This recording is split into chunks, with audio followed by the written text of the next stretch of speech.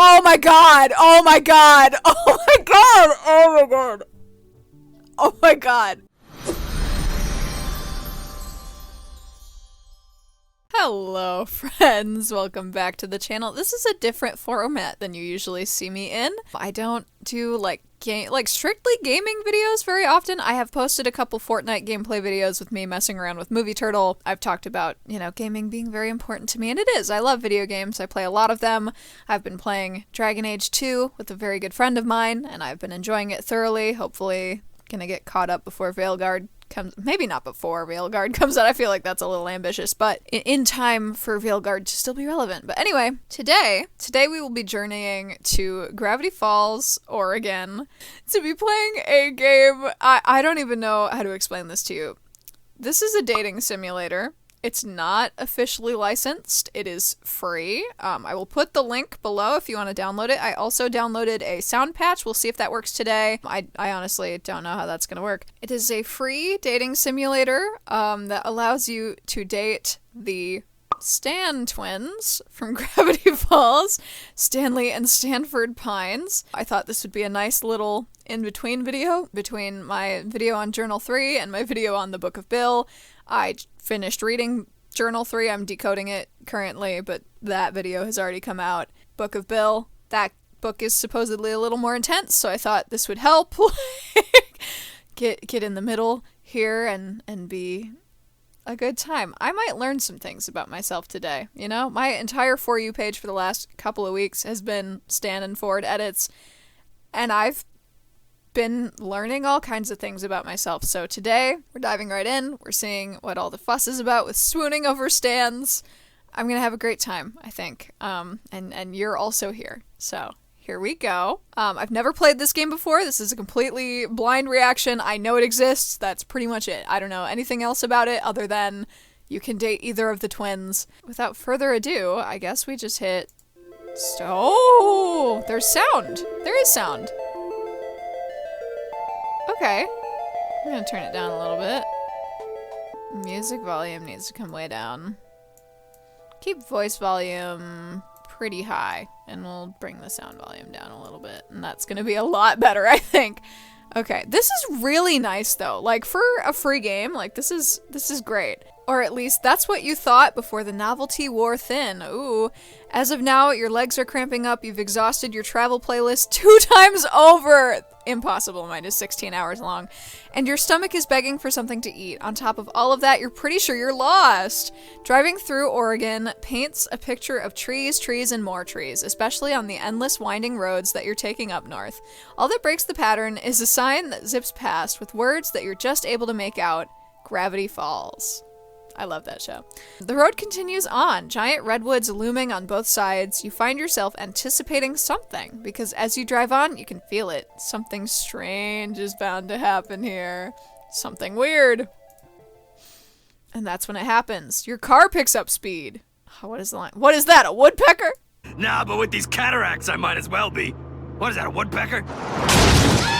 The change came out of nowhere, and you quickly put your foot on the brakes, but horrifyingly, the car seems to be driving on its own willpower. Trying to stay calm despite the panic welling in your chest, you pull the emergency brake, only to find that the car resists and keeps moving forward like something is pulling it. The car begins to rattle, the wheels screech against the country road, and you're screaming until crash! Oh, there's a mystery shack. Oh, I like the art style. It's like painted. We got a Pit Cola sign here. Okay, there's smoke. Why is there smoke? You cough, fumble for the door, and manage to undo the lock just before the door is wrenched outward from your grasp. Something lands on your shoulder. A hand. Ooh. Are you alright? Oh! Whoa! Whoa! Is it Ford? Oh! Okay. I like the art style a lot. A man stands at your open car door. His hand on your shoulder leaves to tilt your head up. Whoa, whoa! And he pulls a flashlight from his coat, shining it in your eyes. 2 blinks, and he lets your chin go. His eyes dart over the rest of you, looking for injuries. Still stunned, all you do is watch. What's your name? Oh, regular person. That's my name. What are we gonna go with? Do we just hit him with the Mo? That's my nickname. My friends use it on occasion. Yeah, we'll just use Mo, I guess. Any pronouns? Wow, very nice. She, her. Mo, I'm Stanford Pines. Ford for short. I would shake your hand, but you look shaken enough as is. You seem fine as far as I can tell, but you shouldn't head back out there anytime soon. Where on earth were you driving in such a hurry? You open your mouth to explain when a voice calls from inside the house. Ah! Here we go! Poindexter, this better not be one of your experiments again. I've had this place rebuilt too many times to... Ah! The outfit! Okay. The owner of the voice walks out of the house and stops slack-jawed at the sight of your car in the side of, you're guessing, his house. Oh, I crashed into the house. Oops. You must have hit your head earlier because you could swear you're seeing double. Alright, we like that. Sweet Moses, Ford. I'm not doing the voice. You've done it this time. What? This had nothing to do with me. I was testing my magnet gun! It's not even my fault I crashed the car. It must have pulled this victim of circumstance into the house. I suppose it is entirely my fault. I'm incredibly sorry. Cry. That is what I do. No, it's fine. Unsure of why you're reassuring this mystery man who just wrecked your car, you give an awkward shrug. It's alright. No, I must have done something wrong. A wire mix-up, perhaps. Or the potentiometer. Potentiometer? They're talking about your other mistake, Sixer. Oh, right. Hey, look, it's fine, alright? Sure, there's a decent dent in the hood from the shack's signage, and a crack in the windshield that looks like an ominous— oh my god! An ominous triangle! But I'm sure she'll still run. You try to start up the car. It sputters, but ultimately nothing happens. You feel like crying. Yeah, same. Oh. Well, let's call a tow truck for this unfortunate soul here, and forget— I'll take care of it. Ooh. You're right. It is cheaper to tow it yourself, Sixer. Get that magnet gun out again! No, STANley. I'm going to fix this. Okay. What? Ha! You fixed this mess? I figured out a few alien vehicles in my time. Nah, you kidding me? It'd take some sort of miracle worker to bring this baby back to life, and this miracle worker is on vacation. Very fair. STANley, a moment. Oh. Alright. You have fun, fellas. Ford clears his throat, shifting a little awkwardly in place. It seems they've finished their talk. There are a few options. My brother STANley here could drive you out to town to find a place to stay for the night, or you could stay the night here. We have some maps and information you can look at in the gift shop, and in the morning we can help you with your car. What do you say? Yeah. Oh, the kids! The kids are here! Just as you're about to answer, another high-pitched voice comes from inside the house. Ah! Mabel! Oh my god! Grunkle Stan, picture this. A whole week of, oh my gosh! Yeah! Oh, I love her sweater. Very cute with the little Cupid's arrows. The girl that runs out of the house comes to a halt at the side of your car. Oh, great. Uncle Ford? Why is it that everyone automatically thinks I'm at fault? Because you are at fault. Stanford, you are at fault. Well, this time it is my fault, but I've invited Mo to stay with us for the night, if she'd like. I'm sure I can fix this. I just have to figure out how. STANley sighs. I can take a look. Is he good with cars? Being on vacation's pretty boring, and the old Stanmobile hasn't needed a tune-up yet, so it wouldn't be too bad to work on something in the meantime. Thank you, STANley. I'm sure I can put something together from the gadgets I have laying around if you need any specialized tools to help you with the job. Cool. And let me introduce myself. I'm Mabel. I love you, kid. You can ask me anything. I pretty much know everything there is to know about this place. Well, this turn of events is fortuitous, we'll say. He's kind of cute when he's flustered. Oh my god. Oh, okay, the living room. Yes. I really like these painted sets. These are it's really pretty. As the pines lead you inside the house, Mabel leaves her number in your phone for you to call whenever, and you find out that Ford's twin goes by Stan. Okay. This part's the house, but just outside that door is the mystery shack. Hey, you ever been to the mystery shack before? I wanted to, actually. I saw a bumper sticker while I was on the road and got curious. You're interrupted by a loud, triumphant, "Ha! Those bumper stickers were a good investment. And Sixer says they're too plain and graphically simplistic and don't even have an address on them. STANley, how is anyone supposed to find the place to attract customers? Sixer, did you hear that? I don't know how she found the place, let alone thought what is the mystery shack was compelling. I kinda liked it. See? She kinda liked it. Hey, I like you, Mo. Don't say that to me, STANley. Oh my god, it's right over Stan's face. We're gonna drag it over here. Sorry, folks. How about I give you a tour sometime tomorrow, regular price. He's gonna charge me for the tour. Stan, be so serious. Tomorrow? Then I'll have to squeeze all my get-to-know-you questions in today. Mo, tell me, capybara, yes or no? At that moment, a boy passes in the hallway at the far door, and Ford calls out to him, Dipper, we love Dipper. Dipper, my boy! I'm surprised I didn't see you run out to the scene of the crime.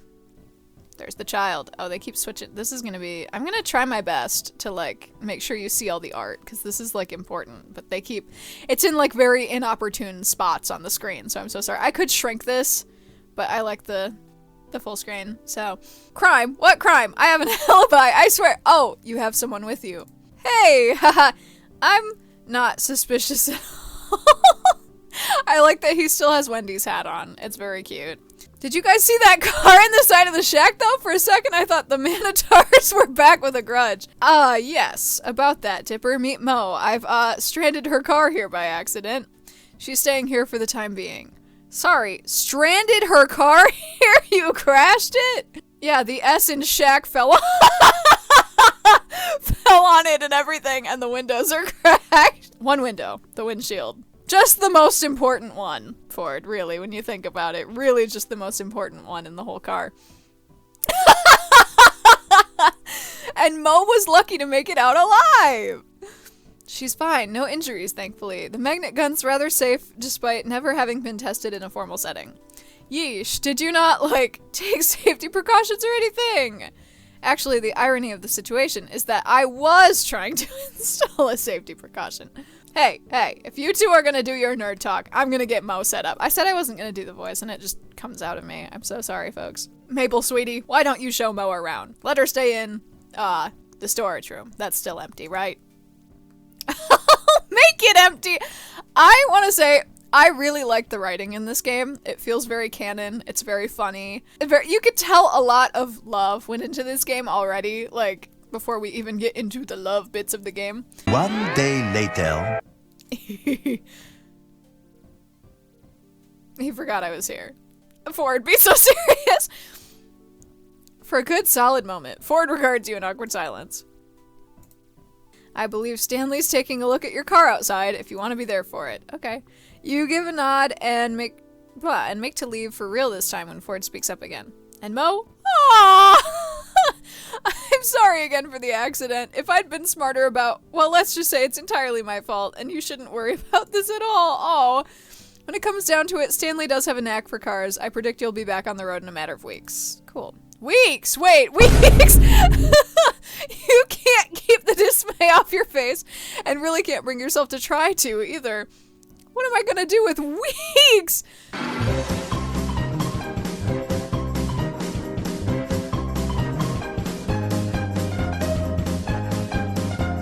Ford turns to leave, and you suddenly remember that with nothing better to do for the weeks you're going to be here, it wouldn't hurt to get to know Ford. He seems to know what there is to do around town anyway, and you'll need that to not die of boredom in the first week. Or, more pressingly, you could go check on the car and see what Stan's made of it so far. You're not exactly eager to face seeing your car in the side of the house again, though. Ooh! Okay. I'm gonna be real honest with you. I don't know if I'm a Ford or a Stan girly. Frankly, I think we're going to find that out today. I have my moments with each of them, you know, I really do. But, I think we're gonna go with Stan first. Sorry, Ford. And I don't know if this locks me in. I've never played this game before, so we'll see. How bad is it? Can't tell you yet, not till I get this letter off the hood. That S never did like to stay in place. Mystery hack, huh? Look, if you're gonna insult me, Oh, you were reading the sign. I'm fixing that later, alright? Just avert your eyes. Don't look at it. Yeah, I can help. I guess we should fix it as soon as possible then. Yeah, this one's gonna take a while. You've got parts that need replacing, not to mention she's not gonna look so hot after this. Not unless Ford's got the tech squirreled away somewhere that can smooth out these dents. The more he tells you of the situation, the more this all sinks in. You really are stuck here. Stan spots your worried frown. Hey, Mo, right? Look, I know how this sounds, but with me on the job, you'll be all set and back on that road in no time. You think so? Kid, I know so. Oh, he called me kid. I don't like that. Like, I know I'm 24 and he's late 50s? Maybe he is late 50s. I don't know. Anyway, I don't like being called kid by a love interest. I've even got a plan to get those replacement parts of yours. Might not be able to clean up all these scuff marks after I'm done, but she'll run. Okay. And hey, so maybe you've got to stay a couple of days. So what? There are worse places to get stranded, believe me. In fact, I'd even say the Mystery Shack is the best place to get stranded. We've got all tons of stuff for people just passing through. Merchandise, magic, mystery, and any other M words. Mayhem! You get the idea. Stan tosses the tool in his hand back into the toolbox, exchanging it for another. He works for a while longer in your silence. Metallic clanks and the occasional heavy breath, all that mixes in with the sound of the outdoors. You stand by, awkward, uncomfortable, and a little useless. I don't like the way he's looking at me. Can I help with anything? Know anything about cars? No. Stan straightens, cracks his back, and sets down a tool before leaning casually against the nearest load-bearing surface. He wipes his forehead, lets his hand fall to his waist, and gives you an assessing look. How about collages? Tall tales? Improv? Yeah, I think I can handle that, but what does that have to do with this?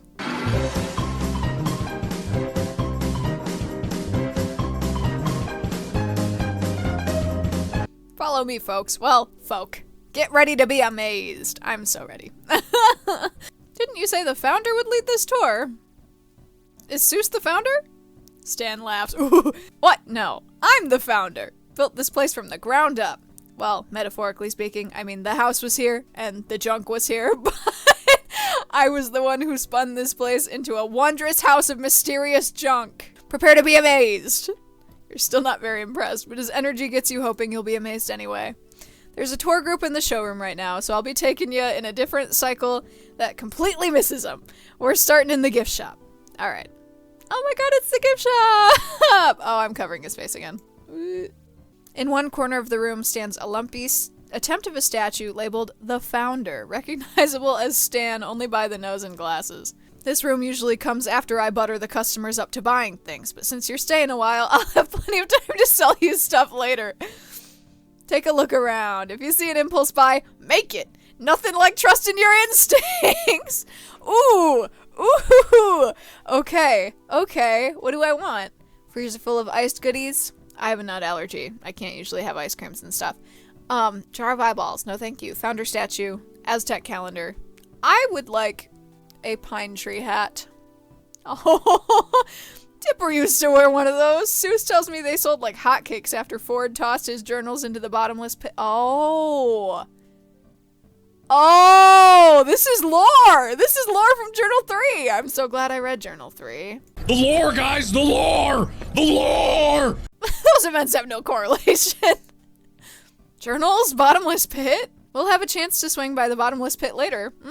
It's a prime spot on every tour because the troublemakers always accidentally trip in, and I get to lead the tour without them for 20 minutes. I'm kidding. You should have seen the look on your face. He's not kidding, though.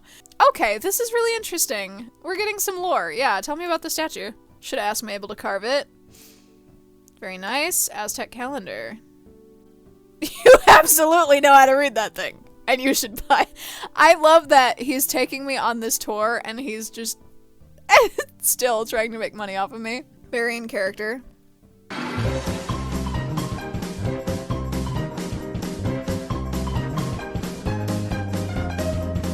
Ooh, okay. This is really interesting. Every good piece comes with some kind of story, or if you're Poindexter, some kind of lore. Ooh, lore. The lore, guys, the lore! The lore! Horror stories work pretty well because with enough suggestion, people can always find ways to spook themselves. Done it for years. It's kind of an art. I appreciate it. Stan appears nonchalant, but you can see a quiet pride within him.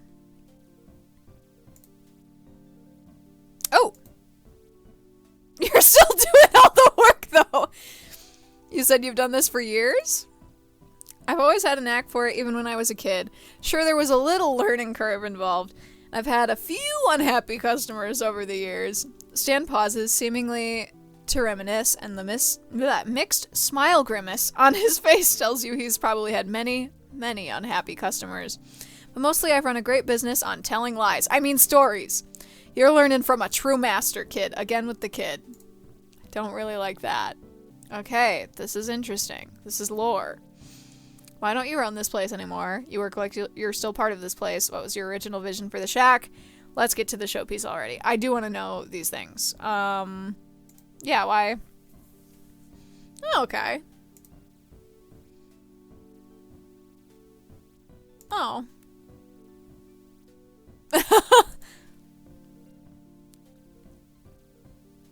I keep thinking you already know all this. That's funny. You work like you're still part of this place. You can take a man out of the mystery shack, but you can never take the mystery out of a man. Specifically me, which is why I'm back to work even though I don't have to. 30 years of the same routine will do that to you. And yeah, vision. Make money! What other vision do you need?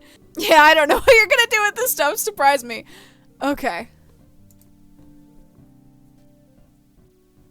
Okay. How are you going to approach this? Piece as many matching parts? Piece as many disparate parts? Or, yeah, I think so. How should you keep these parts attached? Hand stitching. Definitely we're going to use hand stitching. I can sew, so. Have a nice base to work off of. What next?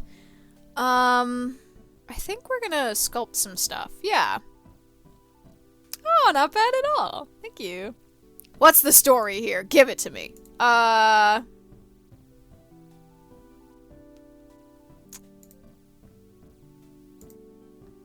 He nods approvingly.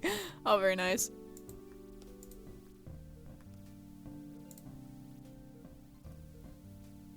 Ooh. Cheers, sir. Got any questions for me? Let's see. We're not gonna ask about his brother. Yeah, tell me about yourself. Ah! Ooh, ooh. What is this, a first date? Pines, Stan Pines. Imaginator. Town darling! Used to be proprietor of the Mystery Shack. He pauses and stays paused. What, you were serious? Oh my god! I don't get this often. The longest I can get people to listen to me is when I'm selling them something, and even then it's tough luck. Oh. The last time someone listened to me, they tried to eat me! Oh. And keep going. You can't just end it there. Mountain full of mummies, woman who... Oh, I remember that episode. Oh, you are a riot. What brings you here? We don't normally get men this handsome round these parts. Okay. You don't believe a word of it, but you find yourself enjoying it anyway. Stan knows how to hold his audience in a decent suspense, and he seems to light up whenever you laugh at the right parts, grinning along with you. Oh. Before today, you've never even heard of Mr. Mystery before, but now you feel like you're really seeing something special here. One-on-one with the man himself. Interesting. Ooh! Love meter! Oh, okay. Can you give me dating tips? You're good at this. It's like you were made for each other. And then, oh, we've got the drawing of Ford covered up. I'm really sorry, Ford. We'll come back.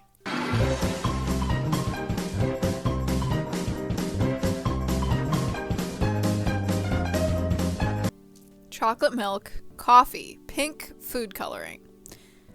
I feel like the pink food coloring is not gonna counteract the chocolate milk. I feel like they will come out a weird color. And the coffee as well. There's coffee in them. Pot o' Goldos.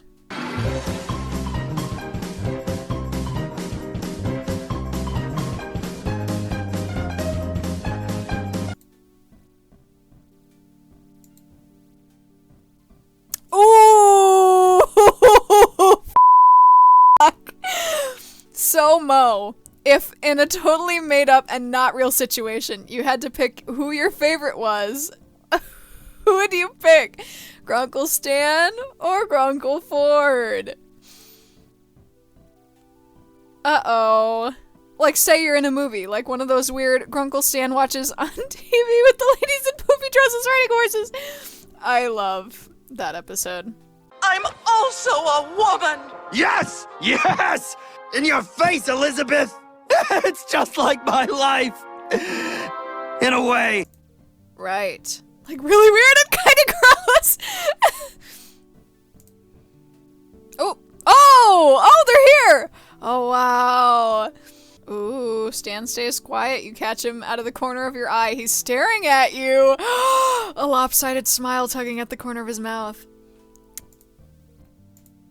Oh my god. It's happening. Stan sits next to Mabel. Ford sits next to Dipper. Where am I sitting? Like on a chair at the end of the table. One day later. Am I interrupting something important between you and the gooserky? Ah! Oh! Am I asking him out? Oh my god. Okay, yeah. Yeah. What are you, psychic? I love this guy. Oh my god. Nice. Okay. I'm concerned. Something you don't mind getting dirty. Are we burying a body?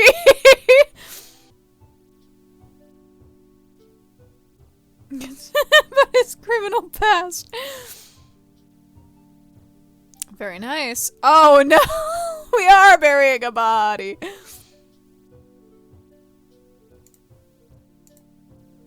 I am ready. Yes.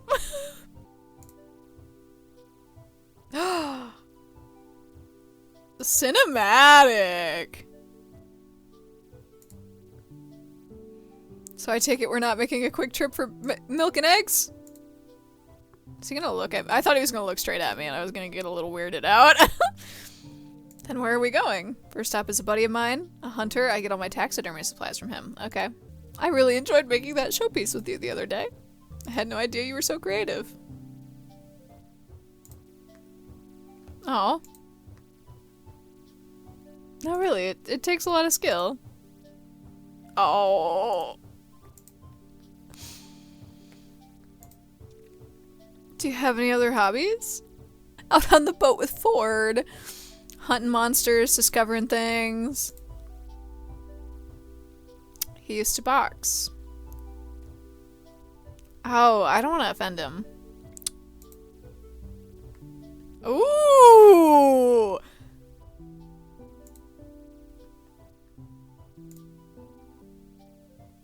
Did you bring me here to murder me? Oh, yeah. Okay. Could be legal, could be not. Oh my god. When in Rome, right? The writing is really good in this game as well. I've said that about the characters, but like the prose here is really nice too.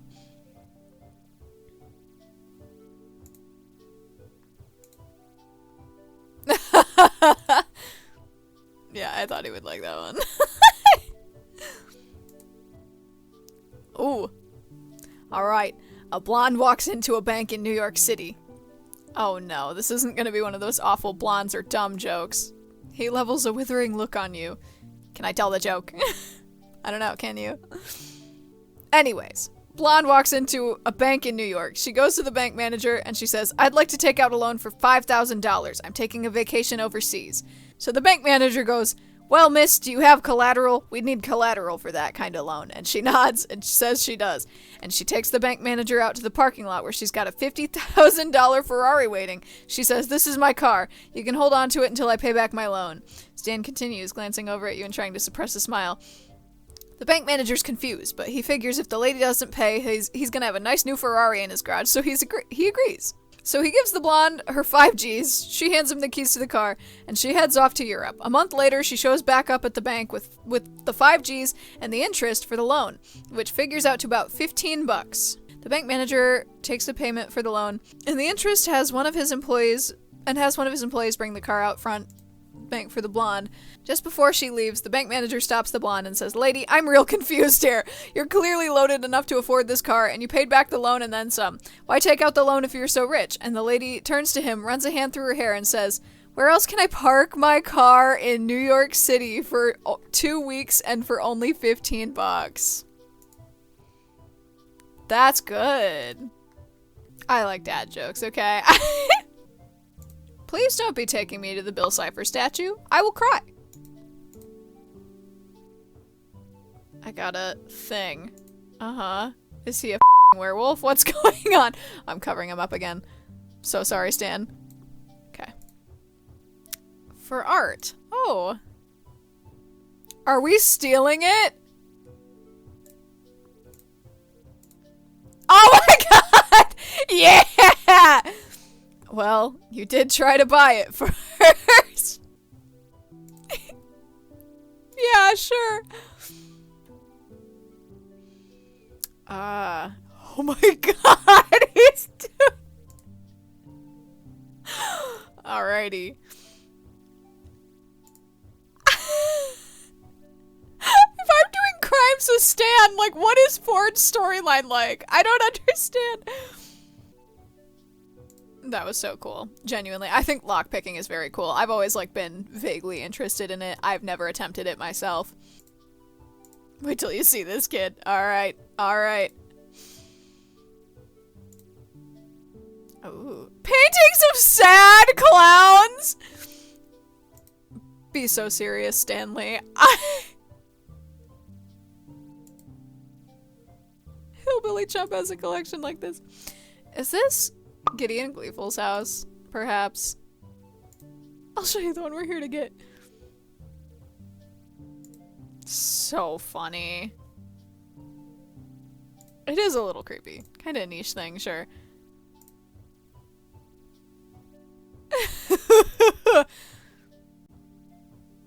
Oh! Oh my god. Oh, I'm right over him again. Oh my god.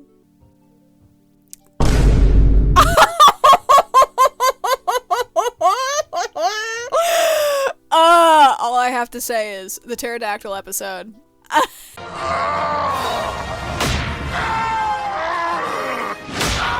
You need those boxing tips even more than I thought. You couldn't defend yourself from a fly with moves like that. Alright. You laugh shakily, and then it's then that you realize you're still feeling up Stan's arm. Sorry about that. Oop. Uh-oh. Uh-oh. Uh-oh.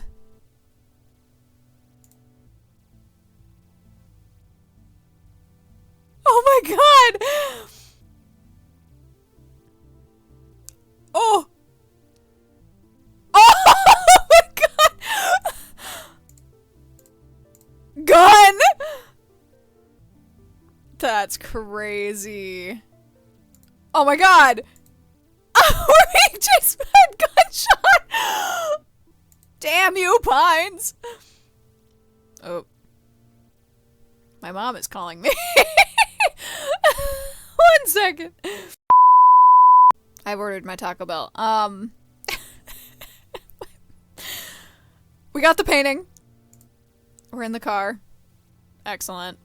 Stands quiet for a second before letting loose into wild, triumphant laughter. I thought he was gonna catch me that time for sure. Did a man just shoot at us? Stan nods, still chuckling and apparently pretty pleased he didn't get hit. He lets out a long, loud sigh, his white-knuckled hands at 10 and 2 on the steering wheel. Yeah, that was holy moly. You okay, Mo? I'm bleeding out, actually. He pulls back onto the highway, back in the direction you came from, and you lapse into comfortable silence. After a while, he starts humming along with the radio, and knowing the song this time, you hum along with him.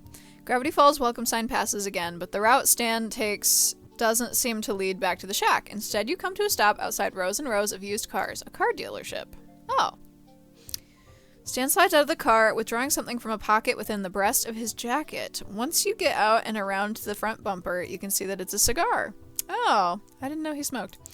Mind if I smoke? No, it's okay. Oh.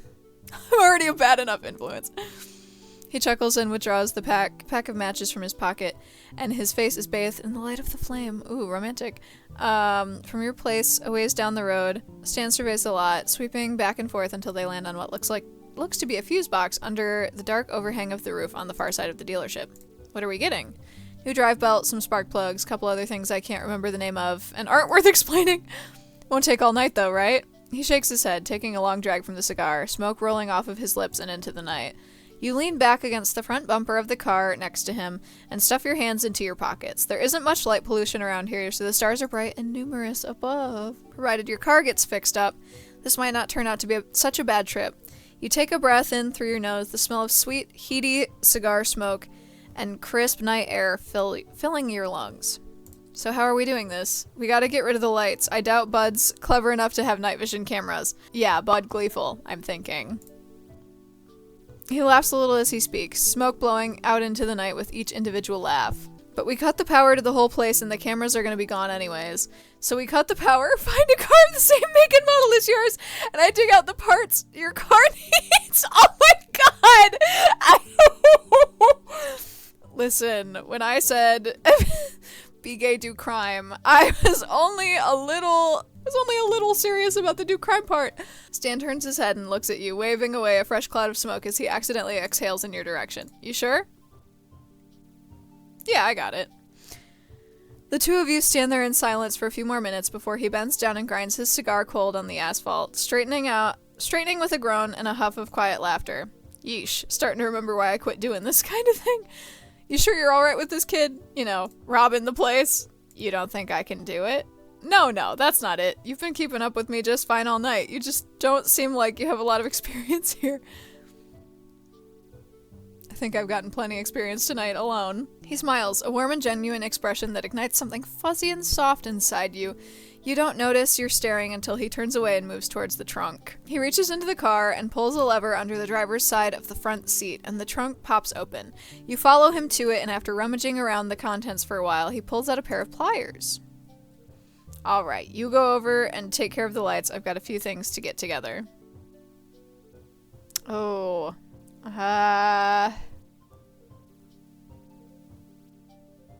What did he say to do? I feel like he gave me instructions and I forgot what they were. Okay, very nice. Oh! Oh!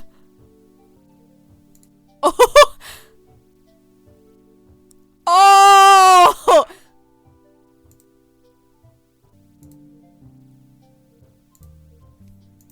I did not break his nose, thank God.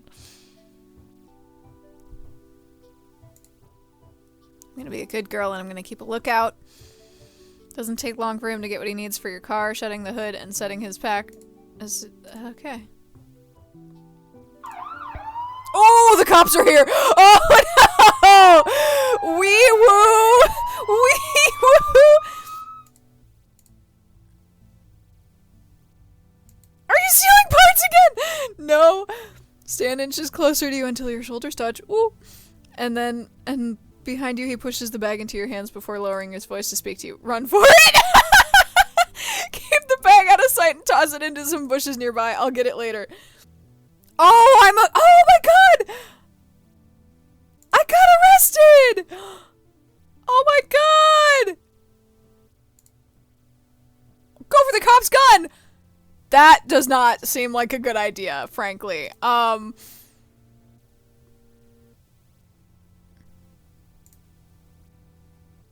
We don't have the cruiser. I love that Derlin and Blubs are together even in this game. I If being delightful was a crime, you'd be breaking the law. Let's go get him! Inside the station, Derlin leads you to a pair of chairs. Oh my god, we're at the police station. Oh my god, we're in jail! Oh, god. Oh. The who did this to you, but it's me. I'm actually the one that gave him an ouchy face.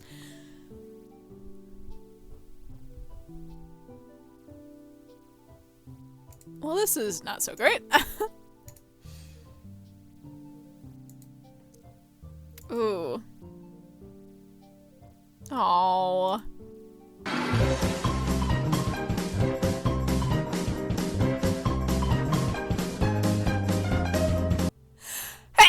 Ugh. Stop taking my allergy pills. And I've been sneezing every night since then, and I'm sure there's no correlation whatsoever between those two things. We gotta get my keys. You see them anywhere? You glance around and spot them next to where Blubs is asleep, drool pooling on the table. Shoot. Uh-oh. Crossing your fingers for luck, you sneak over to the desk and reach down and grab them, when suddenly, Blubs stirs and mumbles. Dang, Bigfoot, stealing my shoes, stretching all my shoes.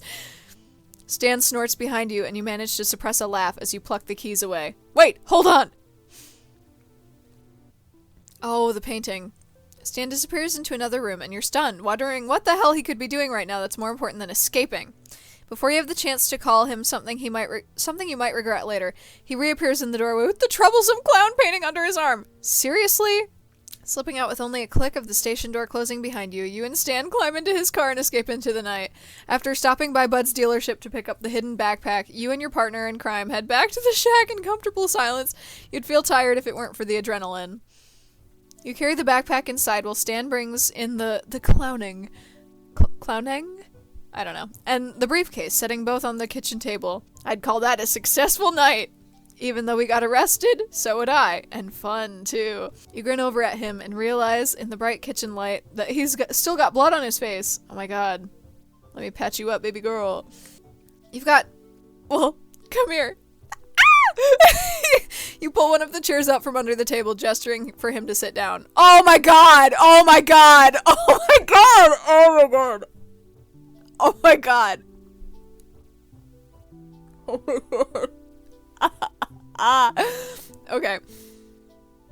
He looks a little wary, but obeys. The chair's ancient metal frame creaking under his weight. You grab a couple paper towels, turning on the faucet in the sink and wetting them. I'm cleaning them up. Not even a question. Mentally steadying yourself, you hold the side of his face and neck in your hand. With gentle pressure, you guide his head to tilt back until he's lit up fully by the overhead light. Oh! He's looking at me! Oh my god!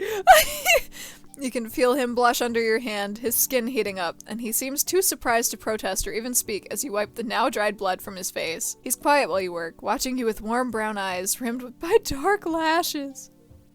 I could have taken care of this myself, you know. He says this, but he hasn't pulled away or made any move to leave. I did the damage. The least I could do is clean up after myself. Anyway, you've done plenty as it is. The paper towels you have become too soiled to work with, so you toss them into the trash and get a few more. Your hand returns to his cheek, and you could be imagining things. Which could mean nothing. But it almost feels like he leans into it. I really did have a good time with you tonight. I had no idea crime could be so fun. He smirks, avoiding your gaze. I, had a good time too. You pause for a moment, realizing something. Those cops aren't gonna come after us, are they? Stan shrugs. Probably not. They're nice enough guys, but not exactly competent. The way he's looking at me right now, my face is red. I do see that on OBS over there. You laugh quietly, and he smirks up at you. You stand back to make sure you've finished, and toss the last paper towels into the trash. You sure it's not broken? Nah, I'm fine. Don't worry about it. Your hand lingers on his cheek. I'm still touching his face. Oh. Is a hug too soon? I don't know. We've committed many crimes together, but I don't know if maybe a hug is too soon. I don't want to, like, scare him off, though. We'll just say goodnight. Well, goodnight. Okay. Okay, we're doing a little better. Maybe this game is, like, longer than I thought it would be. Oop. Okay, the twins are here. I skipped some stuff. The goat and the pig are getting remarried. Not like remarried. They're renewing their vows. Goat and a pig. A couple of livestock living their lives stuck together in harmony. So, Alexa, set the lights to orange. Okay. Right, I forgot she's colorblind. Hey boys. Howdy.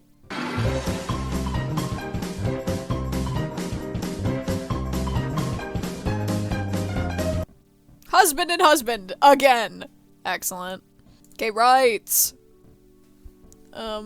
Gay rights. She didn't make you do it, did she? No, I wanted to.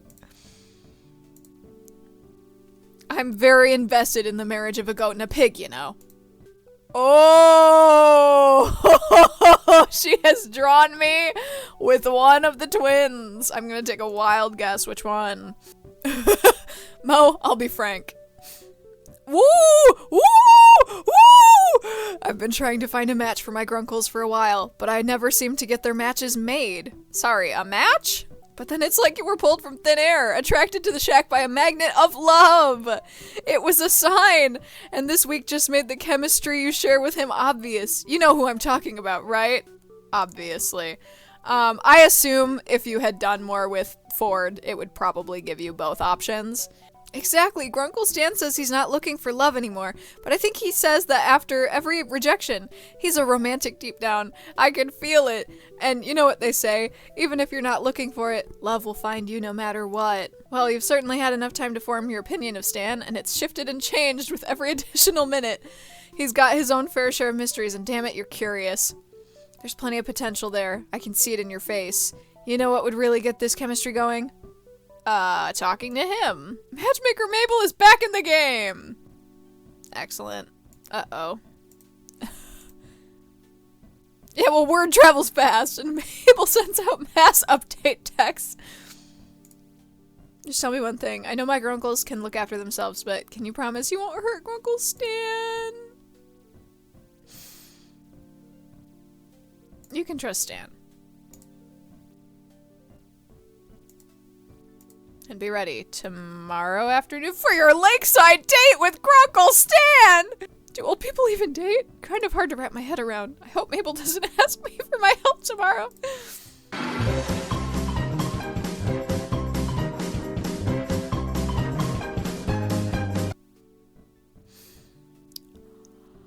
Oh!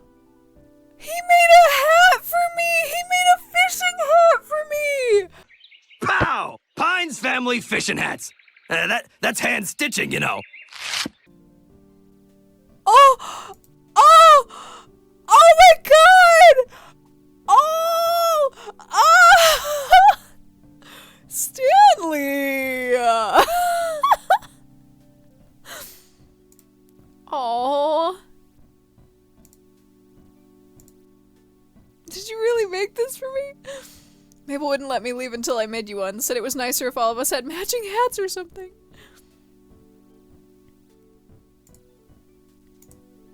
Aw.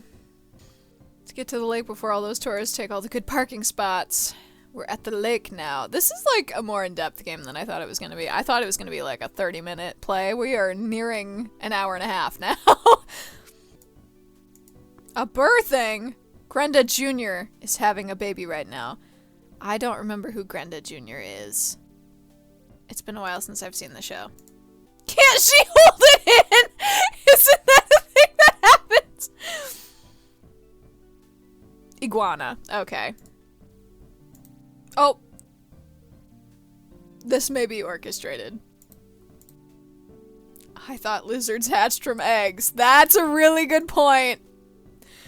I thought so too, but hell, I've seen weirder. Best not to question it, kid. I fixed you up so that you get a whole day with Grunkle Stan. Have fun. Thank you, girl. She's a girl's girl. Stan sets down 2 poles down inside, along the tackle box and gestures to the boat. Well, there she is. A beauty, ain't she? Oh, I can't. There's no nice option. Let me Get over here. It's a bit small, don't you think? You think you got a problem with my boat? No, it's just... Safety concerns. Carb capacity. There we go. Optimistic. I like it. It'll be coming out of your ears, Stanley Pines. Alright, hot shot. I like that nickname. Footing's a little tricky, see? That plank has a habit of moving and tipping the whole boat. This boat the whole way over, and when that happens, you want to swing your weight over here. Okay, no, I'm getting out.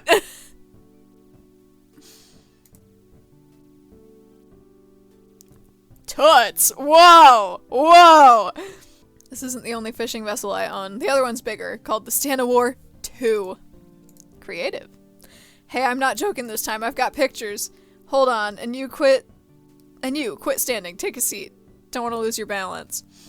This is the STANley 2. Stan holds you an unfolded photo, which depicts him and Ford standing proudly on the deck of a comparatively larger, newer, and safer-looking vessel than the one you're in now. It's docked in a place you don't recognize, and the sky is bright blue and cloudless. She's a resilient one. Sailed all over and never let me down once. Well, till me and Ford came back to Oregon, then poof, she sputtered out and we had to send her in for repairs. Oh, something about sailing in extreme environments. Point is, I'm back down to the STANley Mark 1 over here. This old girl's got her quirks, but she's reliable. I'm guessing this one needs fixing pretty often. Yeah, just like my El Diablo. Every time it broke down, I just fixed it up again. Learned real quick what to do and what not to do under the hood. He chuckles to himself and dusts off his hands before presenting his outstretched palm to you. See that big scar right across my palm? I told the kids I got it fighting off a big grizzly bear. Heh, you should have seen the looks on their faces. Thought I was some kind of hero, you know? But the real story is that I burned it on the engine when I was 16. Ooh, must have thought I was hot stuff trying to change the oil while the car was running. Oh my god, were you alright? That must have been so painful. My pops called me an idiot for thinking the engine wasn't hot, but my ma cleaned me up in the end. You remember you're still holding his photos and you hand them all back, which he returns to his wallet with some difficulty. Hey, does that wallet just carry photos, or does it hold money from time to time? Stan chuckles at your teasing. Nah, I just keep a lot of photos in there to remember. Keeps me grounded. Aw. Anyway, let's get this show on the road. Stan turns, busying himself with cranking the motor, and with a few pulls it sputters to life, expelling a thick plume of exhaust. He coughs and attempts to wave it away quickly. You hiding from the sun or something? No, it's those two cops from a few days ago. Stan whips his head around, spots them, and lets out a laugh so loud it startles you. Who, Blubs and Durland? Ha! I told you. Those two are harmless, and besides, I think today they're a little more focused on each other than us. Gay rights? You peek your head up over the edge of the boat and just enough to check out Stan's claim. Sure enough, the two cops seem to be engrossed only in each other, laughing and applying sunscreen to each other's skin. It's cute, you think, and a relief that they're not on the lookout to arrest you and Stan again. Phew, thank goodness. That cell was way too cold to go back to. Stan gives you a nod of agreement, opening the tackle box. There's a bunch of colorful lures inside, a few hooks, and some spare string for the poles. He motions for you to hand him your pole, and within moments he's got a hook tied to the end of your line. You a live bait or lure kind of person? When I was a kid, when we went fishing, which was not often, I was a live bait kind of gal. But we kind of had both. He's a lure man. Alright. Ooh, I'm fishing really good. Seriously, any moment. He glares at the lake for a minute, then lets it go, leaning back with a sigh. I think it's time for a water break, don't you? Trying to distract me so you'll gain the advantage? Hey, if you faint out here, that's not going to be on me, kid. You want a bottle or not? Okay, toss me one. Oh! Oh no! Oh!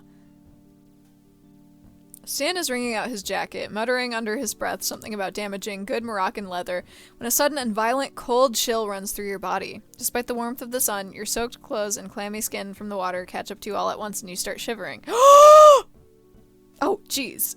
Here, take my jacket. Ah! Before you can protest, Stan is draping his jacket around your shoulders. It's damp. Ooh, But you're immediately surrounded by a sense of warmth, and your chills subside just a little bit. Somehow, despite having taken a dunk in the lake along with the rest of him, his jacket smells good. It's got a faint woodsy smell to it, a hint of smokiness.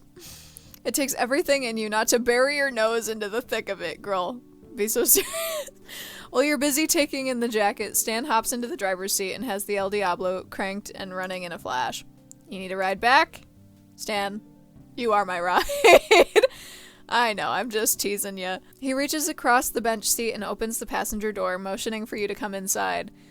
Come on, let's get back to the shack. It's a lot warmer in here than out there, you know. Stan is humming along quietly, and you pretend not to notice, not wanting to ruin a good thing.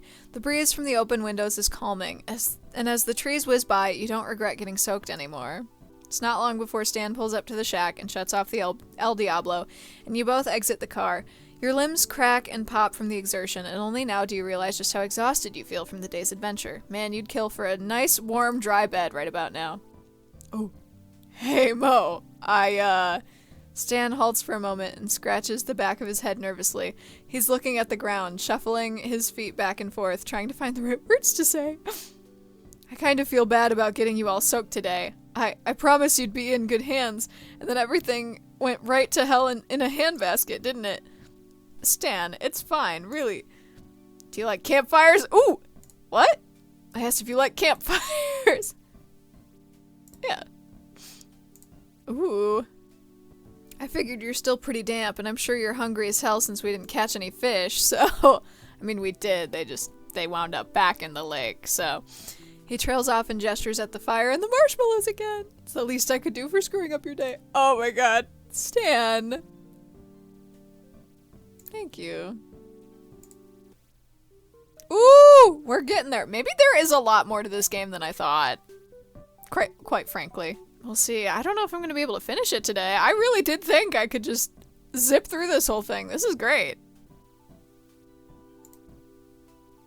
Oh.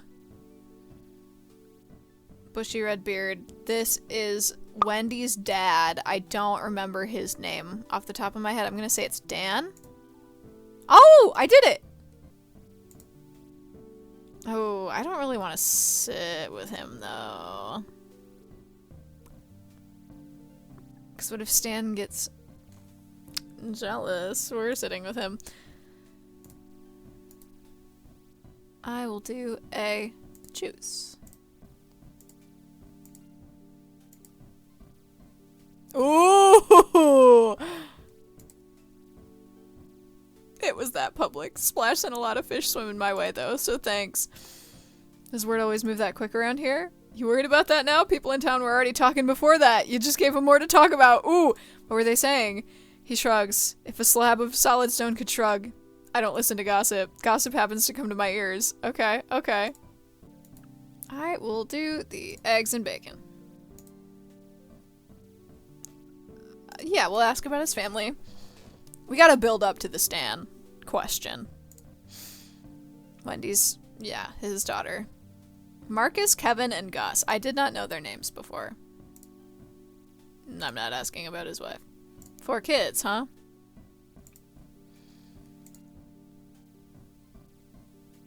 Yeah. Con artist type. Not a friend of mine.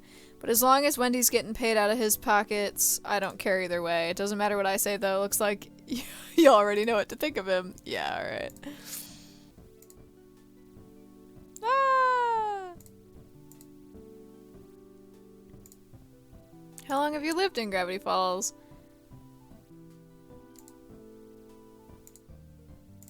Oh, okay, yeah. So I, as an outsider to the town, I still don't know about Weird McGinnon and, like, all of that stuff. So...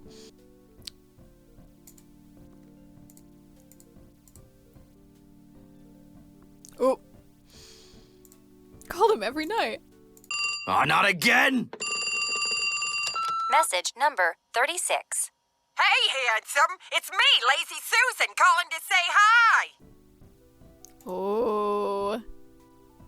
Ah! Yes, Lazy Susan, you are correct.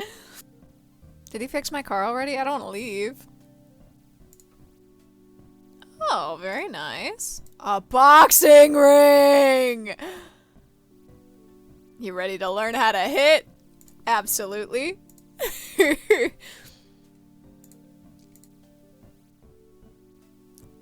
Oh, I thought he was gonna have his brass knuckles. I was like, that's like a lot to start with. Before we even do anything, we gotta wrap your hands properly. Ooh. Okay. He takes one of your hands in his, looping the tape around your thumb and winding it around your wrist, then up around your hand, wrapping it snugly. He pulls the tape between and through your fingers as they rest on his palm. His hand is warm, the warmth seeping into yours as he holds it. It's faint, but you can feel the roughness of his palm, and you watch as he works, confident but careful. It shouldn't affect you as much as it does. You should feel neutral, grateful, nothing more, but when it's him, and the two of you are nearly face to face, the act holds an undeniable intimacy. He pulls the tape back around your thumb, then around your knuckles expertly. It feels tight. No, not tight. Secure. Stan finishes the wrap at the wrist, and you watch him pull the tape toward his mouth, clenching it between his teeth. Ooh. He jerks his head to sever it. The remainder of it is then wrapped back around, snug and complete, and Stan smiles down at his work. He doesn't look up at you yet, but if he had, you would have been embarrassed by the expression that's on your face. It's his focus, you find, and care underneath it. You can see it in every pull and twist of the tape, a conviction to protect, to secure. Oh, you're so lost in the sight that before you know it, he's done and looking at you again. All right, not too tight, is it? Nope. Let me show you how you should be standing. Ah! Stan starts giving some sort of explanation, but the moment he steps up to you and places a hand at the small of your back to guide you, words lose their meaning. You don't want to be too stiff, you see. He directs you, smoothing out the line of your shoulders, widening your stance, placing guiding hands to show you how you should be positioning yourself. He's talking again, but you're more than a little distracted. And that's why we do that. Make sense? Uh-huh. Good, now on to punching. We got some more personal experience with the way you hit. I already apologized for that, and I think it could use a lot of work. Kid, I'm telling you, I barely felt it. Here's how to direct that strength. He demonstrates, moving to your right to assume the same stance he's guided you into and swinging through empty air. He does it again, slower this time, for him to explain how to shift your weight, where to start from, where to go. Then it's your turn, and after a couple swings of your own, the hands-on guidance is back. Stan's hands, first resting briefly at your waist to adjust the twist of your torso, go next to your shoulders, nudging you into better balance. Then he corrects the movement of your arms, and his chest is warm at your back as he reaches to show you where to go. Your breath catches. Yeah, mine too. Yes, there! Damn, you almost had it. Try again. Come back here and... actually, I think it'd help if I had, something to hit. Sure, we can. Mo, you sure you want to go on? You're looking kind of red. I am looking kind of red. This unexpected intimacy is a little overwhelming right now, and he's still so close to you. Especially after what you'd heard at the diner today. Whatever you have with him is obvious. It has you a little on edge. I'm fine. You put this whole room together and we haven't even used it yet. We should. For that, you're gonna need these. Oh, hell yeah. You have some trouble putting them on. They're a little big. Hold on, let me do it. I'll lace them up for you. Okay. He takes your hand again, like earlier, pulling the laces of the glove tighter and tighter until the fit is snug. Is that too tight? No, that's fine. He ties it off and takes your other hand, cradling it in his own for a moment before his hands move up, brushing along your wrist. He pulls the laces together, and as he does, you steal a look at his face. I keep expecting to get, like, that nice painting that we had, like, when I patched up his face. I kind of want another one. I'm hoping it's going to be at, like, monumental moments. The longer you stare, the more you feel heat rushing to your face, turning it red. How about that? It feels perfect. He looks up and his eyes lock with yours. He looks away, clearing his throat with a gruff cough, and you notice now it's his face that's pink. We should, he's so cute. We should, get started. It's nice to see you aren't the only one affected as you watch Stan quickly wrap his own hands with a lingering blush on his face. He pulls on a pair of fingerless gloves next and walks into the makeshift ring. You're gonna try to land a hit on me, alright? What, you're just going to stand there and let me hit you? Stan laughs, shaking his head. You think I'd make it that easy on you, Mo? No, I'm gonna be hitting back. Course I'm not gonna let any of my hits land, but it'll stall you long enough to make it a challenge. Cool. Remember what I showed you. Jab, swing, and block. Putting them in action is just the next step. Boxing is pretty simple when you get down to it, but it's all in the timing. You need to know what the other person in the ring is thinking. It's almost like a dance. That other person in the ring, even though you're up against each other, they're just as much your partner as they are your opponent. Even though you're going head to head, you have to be willing to get intimate with them. Knowing the right moves at the right time and the right place, you wind up forming a bond with your opponent. You nod and step up to join him in the ring. Where did you learn so much about boxing? Well, when we were kids... Ooh. Different music here. My brother and I had it a little rough. We weren't too popular with the other kids in the neighborhood. So our old man put us through boxing lessons. He wanted us to be tougher. My brother couldn't quite take to it. Not exactly. Poindexter could ace the lessons. Same as how he was good at anything he put that big old brain towards. But he quit first chance he could. But me? Heh, what else did I have going for me, you know? If anything, I had to be tough enough to protect him. To keep us all safe. Aww. I've always got to be the tough one, and I always have been. It's hard, but sooner or later you forget what it's like to not have to feel tough. So I guess you could say it gets easier. After Ford and I... You ruined my life! You ruined your own life! After I left home, I was on the road for a bit, got into my fair share of trouble that followed me wherever I went. But I was fine. I was tough enough. I knew how to fight. It got me far enough, didn't it? It's gotten me through all these years, and that's... here I am with... Stan's eyes seem to glisten. Oh! But he looks away before you can tell for sure. He smiles that big, ridiculous grin, as though to reassure you. He fakes a cough and wipes at his nose. Geez, it's so dusty back here. We may as well have started already. Huh? You probably don't want to listen to me rambling all day.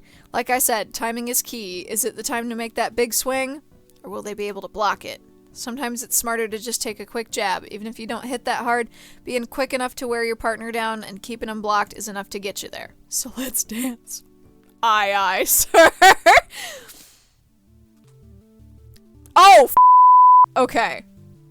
A jab is faster than a block and does 1 damage. A swing does 3 damage, but is stopped by a block. If neither opponent blocks, both hits will succeed. Okay. We're gonna jab? Okay. This is like Pokemon. Okay. Ooh. Oh no. I don't know if he's ever gonna block. Uh-oh. Okay, we're tied now. Block. Oh. Okay, it's a good thing I didn't swing. Oh. Uh-oh. Is it a tie?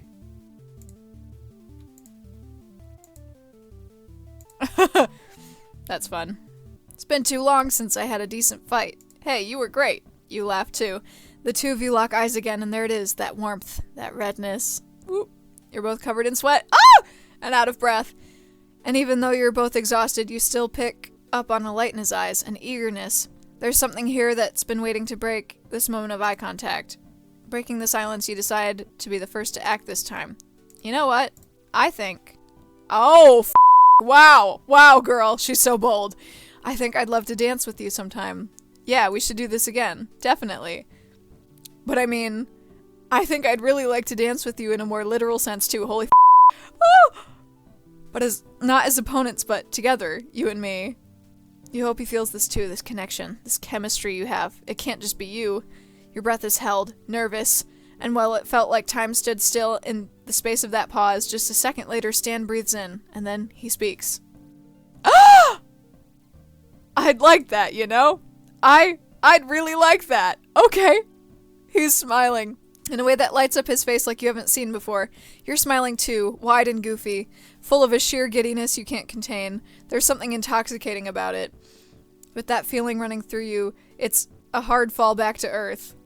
Hey, can you help me get these gloves off? Oh my god. People talking about my love life? Heh. After you've survived Mabel, everyone else is small fry. There's not much to talk about in this town, so when a tourist crashes their car into the jewel of the town at the peak of the season, that's prime material. Enough of that, though. I thought we could have a private movie night, you know, to wind down a little. I keep the movies in that cabinet there. Go on and pick one. Okay. Ford's documentary. Sorry, King. No. I don't do horror, so we are gonna watch the drama.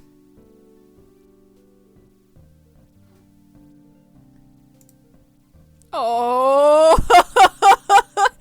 Oh! You shift your position a bit to rest your head on Stan's shoulder. Getting sleepy? A little, but I gotta see how this ends. There's no way she's gonna just go on like that. Stan chuckles before making a sound of excitement. Look, this is the best part. He said that about 3 times already, but you don't mind at all. Not too long after, the film concludes, leaving exactly what the woman did when she returned to the dock late at night unclear, setting up for a sequel you know Stan has in his collection. The end credits scroll across the screen against a melancholy orchestral accompaniment.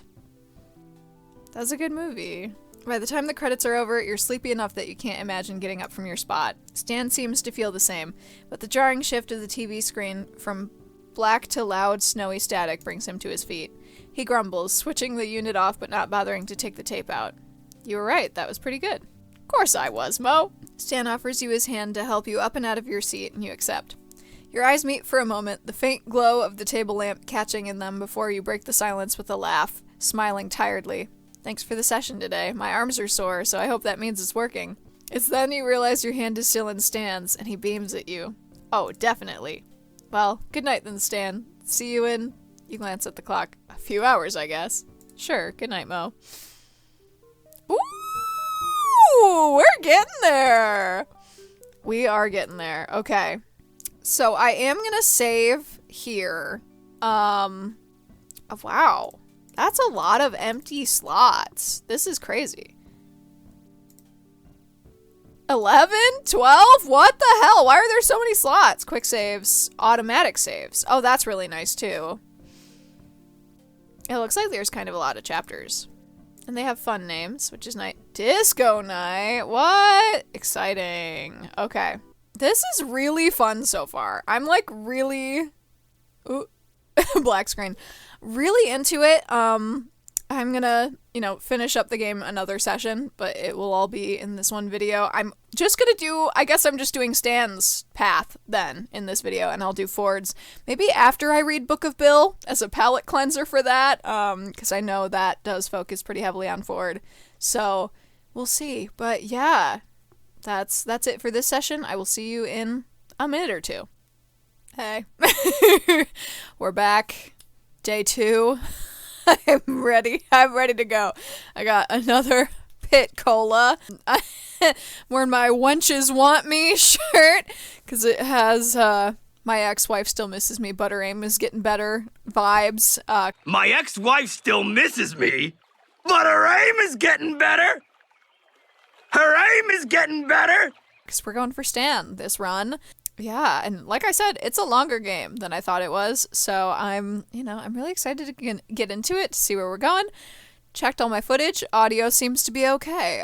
It's always kind of a game when you're recording with OBS. It's hard to know, like, how things sound, how it's all mixed in together, but it sounds okay. So we're doing it. We're going back in. We're going to load game. We're going to go back to yesterday's game. We're getting back into it. Here we go.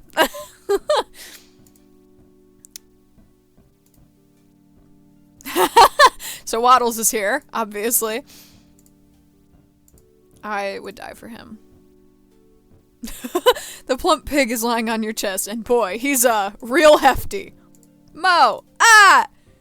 You jolt up at the sudden voice from above you, sending Waddles falling from your chest into your lap with a squeak. You turn to see Mabel, all metal-filled smile and rosy cheeks, barely able to contain her glee, despite nearly scaring the life out of you. Hey there, sleepyhead, it's lunchtime! Oh, I have slept. Crazy. Is it? What happened to breakfast? A glance at your phone tells you you've slept in past noon. Instead of leaving and letting you get ready for the day, though, Mabel sits right on the edge of the mattress with you and looks at you expectantly. So, how have things been going with Grunkle Stan? Has he told you about feelings yet? Have you two kissed? She just like me for real. You're not sure you would tell her even if either of those things did happen. Oh, yeah, sure. Both things. Lots of times. Yeah, we'll be honest with the kid. Okay, maybe there haven't been any milestones, but things are going great, right? What do you think? Absolutely. Definitely. And I think you should tell him how you feel. Uh-oh. I'll keep that in mind. Can I get changed now? Oh, right. Silly me. Come on, Waddles. They leave, and you're left to your thoughts. With all the hectic supernatural stuff in Gravity Falls that inexplicably often finds itself in or near the shack, you haven't been able to spend much significant time with Stan since your boxing session. You've only found short moments with a late-night game of cards that ran longer than expected because by the end of it, you'd both just left the deck on the table and you listened to him tell a story about how this one time well, you guessed that was a significant amount of time.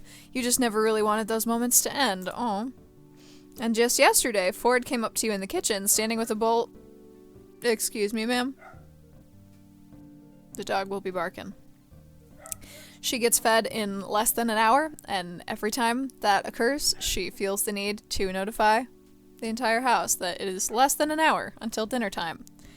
So, she be barking out there. Ford came up to you in the kitchen, standing with a bowl of cereal in hand that he was apparently in the middle of eating, and basically gave you a condensed version of, if you break my twin brother's heart, I'll make you regret it. I love that. The bowl of cereal turning out to be 95% marshmallows did not make him seem any less intimidating. Yeah, Ford is kind of intimidating. I'm into it. There's this clip, it's from the very end of the show, and the kids are getting onto the bus to, leave, and the bus driver doesn't want to take waddles, and Stan has his brass knuckles, and Ford is wearing a trench coat, and he just kind of... this side, slides it aside, and there's a gun. Why, welcome aboard. And he's just, that's hot. I'm sorry. That's hot. They're both hot. As far as you know, there's nothing official between you and Stan. Besides, Stan and Ford don't even live on land anymore. They'll be setting sail, exploring the seas, and documenting the oddities of the world. From what you've heard about it already, it's intense stuff that keeps them on the move and untethered. And you're no expert, but your car's looking pretty close to done, meaning you'll be leaving Gravity Falls soon enough, and all you can do is hope you're not leaving with any regrets. Ooh.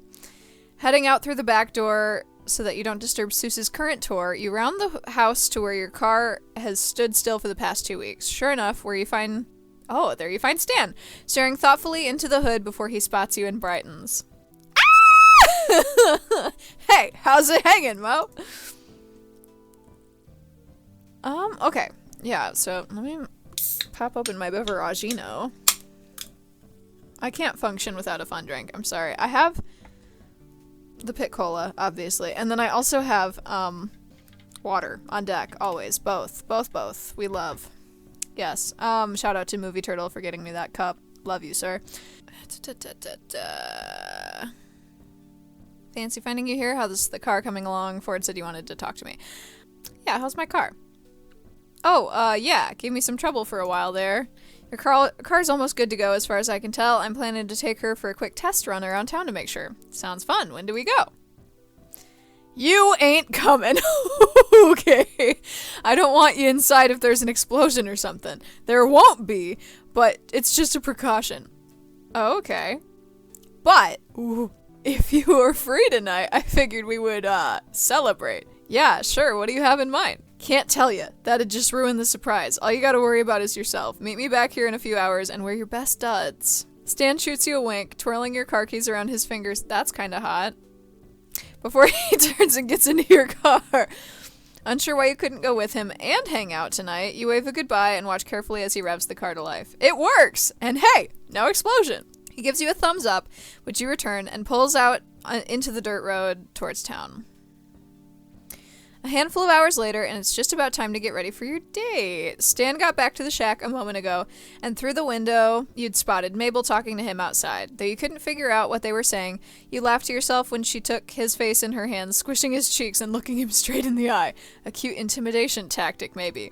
After rummaging through all the clothes you'd brought with you for your trip, you're relieved to find an outfit that fits the occasion. It's, something classic, flashy, or casual. We're gonna go with classic, I'm gonna say.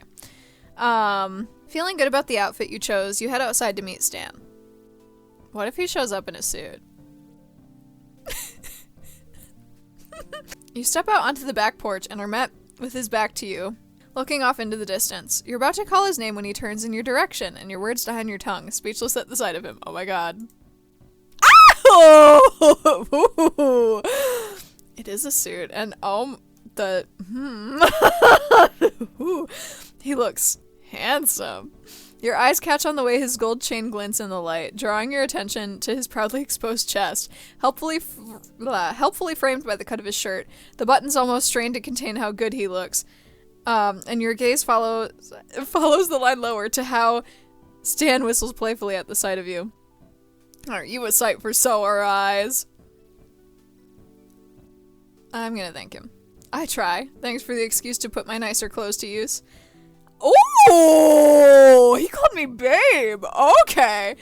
Pleasure's all mine, babe. Yeah, me too, girl. So, where to? Hands in his pockets, Stan nods over to the Stanmobile, a few feet in front of you. Only one way to find out. He offers his arm and escorts you to the passenger's side, opening and shutting the door for you before heading over to the driver's side.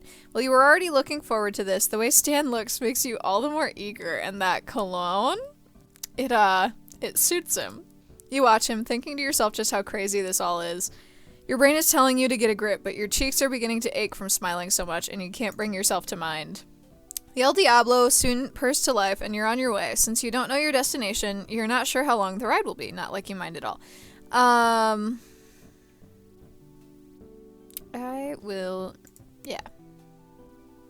You always this mysterious with your dates? Luring them off into the night with the promise of a good time? Stan chuckles.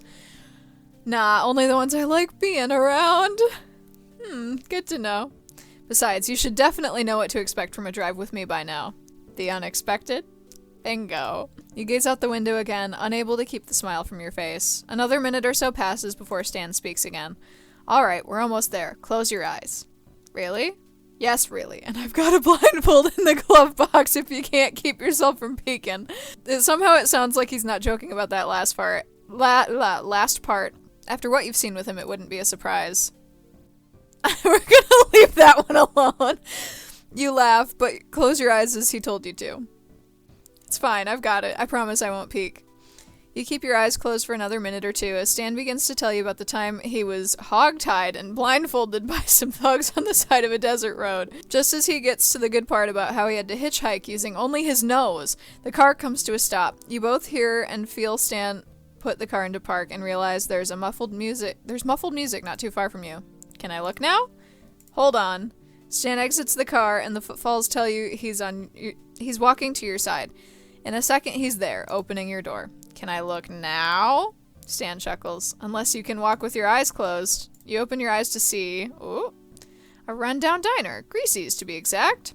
The building is about as slightly shabby in appearance as it was when you last visited, but under the glowing "We Have Food" sign is an endearingly hand-painted banner reading Disco Night. Through the windows, you can spot energetic silhouettes flashing multicolored lights. Hardly grandiose, but it's still beautiful. Aww. He takes your hand and helps you out of the passenger seat. What, you don't like it? I know you've been dying to see the magic I make on the dance floor. Seemed cruel to keep you waiting any longer. Oh, I'll tease him a little. We'll see if you can keep up, old man. Oh, now you're in for it, kid. Hold on to your socks. As you step inside, oh, this is so nice! Look at the lights! Oh my god! As you step inside, you're greeted by the sight of a dance floor. A disco ball... Ooh, might be a little too loud. We're gonna turn the music down. Like there-ish. Perhaps. Okay. As you step inside, you're greeted by the sight of a dance floor. A disco ball reflects fragments of colorful spotlight all around the room, and even the cow skull above the jukebox has string lights wrapped around its horns. Yeah, it does. Look. Oh, I'm covering it. I'm so sorry. It's right there. It's right there. That's... There's a good amount of people here. It's mostly older adults, which is unsurprising given the music genre, but there are a few younger folks who seem to be enjoying themselves unironically. You're surprised you don't see Mabel and her friends here. You finally look back at Stan and catch him pretending he wasn't just watching you for your reaction a few seconds earlier. You didn't do all this just for me, did you? Nah, it's a monthly thing that picked up a while back. I lend them some equipment for it every time, but I may have knocked it up a week or 4. He's smirking. He's so proud of himself. You roll your eyes, but give him a fond smile. Well then, let's dance already. Grabbing Stan's hand in yours, you lead him onto the dance floor, and he follows eagerly. Alright, we can start you off with something easy. Nuh-uh. I need to see your moves first. Make sure you're the real deal. Got any requests, then? I'm not dabbing.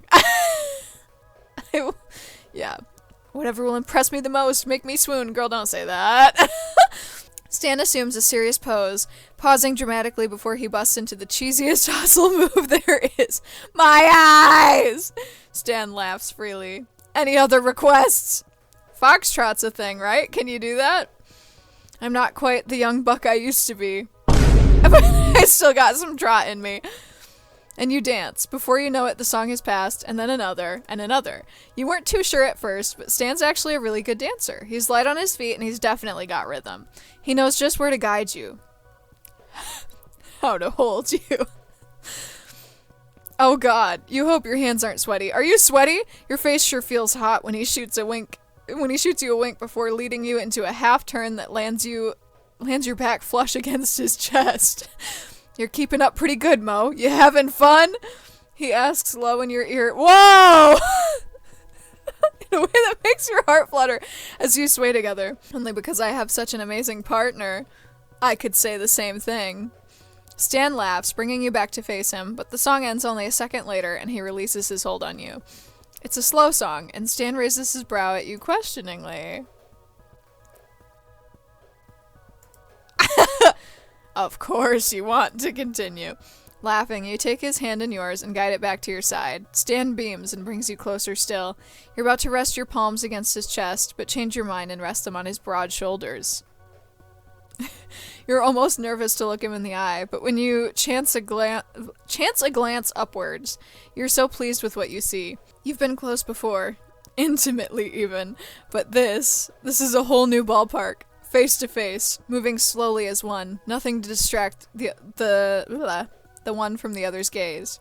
You try not to think about how good he smells, or how comforted and electrified his hold makes you feel, and you definitely try not to think about how a slight lean forward would easily bring his lips to yours. The song changes again, almost too soon you think, but Stan just picks up his tempo to match, keeping your proximity the same. By now you don't even have to look at your feet. The pace quickens, and you both get caught in it. A swing, a twirl, another swing, and you're dipped in Stan's arms so smoothly that it takes you a split second to realize why you're nearly upside down. Stan's grinning down at you, panting from the intense bout, holding the dip. I don't know what to do. I'm definitely, it's 1 or 3. It's gotta be 1 or 3. Is it too soon to kiss him? I don't know. I don't want to scare him away.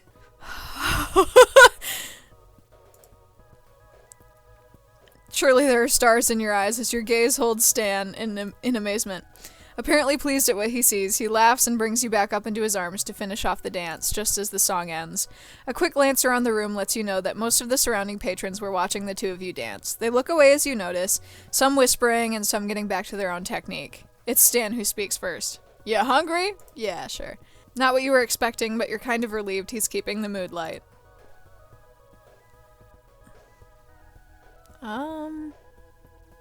Yeah. Aw. Great, my treat, kid. Pick anything you want. Of course, the place he's most generous at is a diner whose most expensive entree is $20. Lucky for you, I only want some fries and a shake. Sounds perfect. Instead of waiting for a server to come by, Stan goes straight to the counter to order. You sit down in a pleasantly unsticky booth and wait for him and notice that Stan left his jacket on the seat next to you. Oh. Yeah, we'll put it on. Ooh, I like this color on him. In no time, Stan returns with 2 orders of fries and 2 shakes. He grins when he sees his jacket draped over your shoulders. Hope you don't mind, I was feeling a bit chilly. Nah, that one looks good on ya, and it's not wet this time. He sits, sliding in right next to you. It's been a long time since I just got fries and a shake from an old diner. Not usually something people my age do, I guess. Oh. When was the last time? Oh, sweet Moses. Decades ago. Long before you were born, I'm sure. Ooh. So I guess I am like in my 20s in this game then. That's okay. That's okay. Does it live up to the nostalgic I was born in the wrong era hype? Oh, price-wise, absolutely. Shakes were 35 cents and fries were 30 tops. At that price point these days, I could buy lunch for the whole town. Of course I wouldn't, but you get what I mean. He laughs, stirring his shake with his straw. Must have been nice being able to afford basic necessities and luxuries, minimum wage being up to par and all. Hey, thought we were supposed to be having fun here. Yeah, real. I am. Creating a dialogue is important. Ready to dig in properly. You take a fry and dip it into your chocolate shake. Stan, handful of fries ready to be shoved into his gaping mouth, looks at you like you just screamed bloody murder. What? I don't do that in real life. I just want to be so serious. Did you just... What, you've never tried it? No, of course not. It's delicious. Perfect mix of salty and sweet. Stan frowns. Don't knock it till you try it. He scoffs, picking up a fry and dipping it into your shake instead of his own, and pops it into his mouth. His eyes widen as he chews, silent until he swallows. That's actually not half bad. Yes, we're stealing his fry. Seizing the moment he's off guard, you reach over and snatch a fry from his plate. Hey! Payback! Stan picks up your shake and takes a big ol' swig. Hey! He sets it back down, licking his lips triumphantly. He's missed a spot, though, and there's a bit of chocolate left on the side of his smirking mouth. Hey, Stan, you've got some. You lift your hand to his face and wipe the chocolate away with your thumb. Stan's breath hitches at your touch. When you absentmindedly lick the chocolate away, he's nearly beet red. You soon slip into that comfortable silence again as you survey the crowd and the couples on the dance floor. Everyone seems to be having a good time. It's nice seeing others enjoy something Stan helped to put on. It seems he does more good than he likes to admit to himself, when he's not going on crime sprees or getting arrested at least. Soon you're to the ends of your cups and have picked up the last bits of your fries. Ooh. Hey, you want to get out of here? Lead the way. Soon you're back in the old Diablo, engine purring to life as Stan screeches out of the little parking lot and onto Main Street. With the way he drives, you honestly don't know how he keeps his car in such good shape, even with his mechanic skills. But eventually, your speed becomes reasonable as Stan transitions from the asphalt road to dirt, and you're left to realize your quickened pulse isn't due to his driving, but from anticipation. You taking me for some late-night errands again?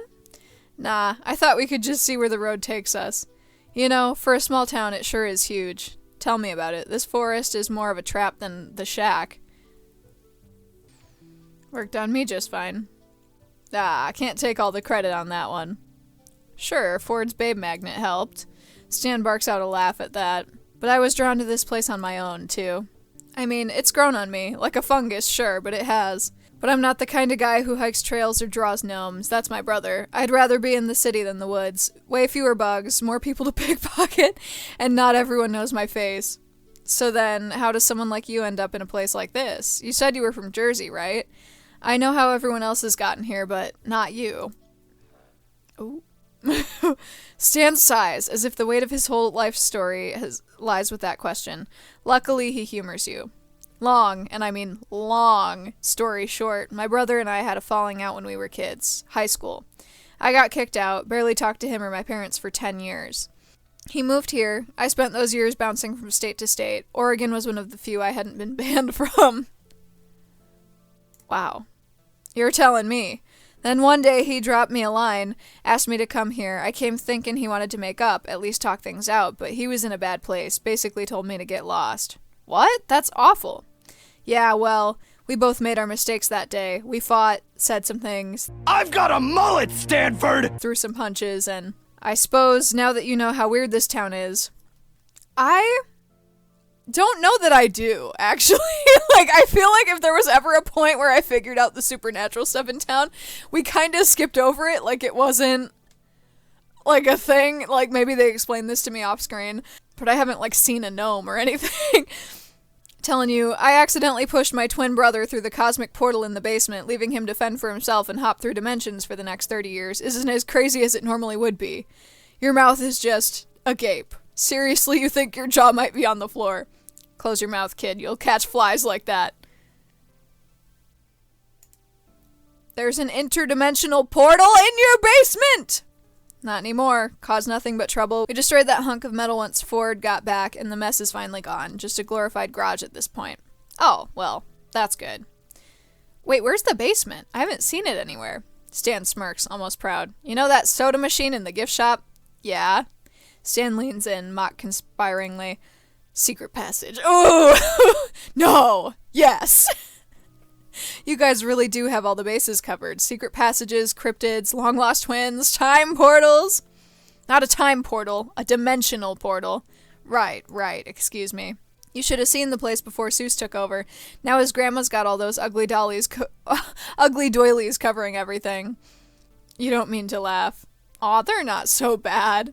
Seuss apparently had to talk her out of covering the entire place in plastic. That could be a new exhibit. The room that never spoils. Ha! That's a good one, kid. Title needs work, but it's got potential. By now it feels like you've been driving for a good while. You're starting to wonder if Stan really does have no idea where he's going. But the thought stops in its tracks as the car makes a sharp turn on a diverging path. You catch the slightest glimpse of a wooden sign reading, "Do not enter!"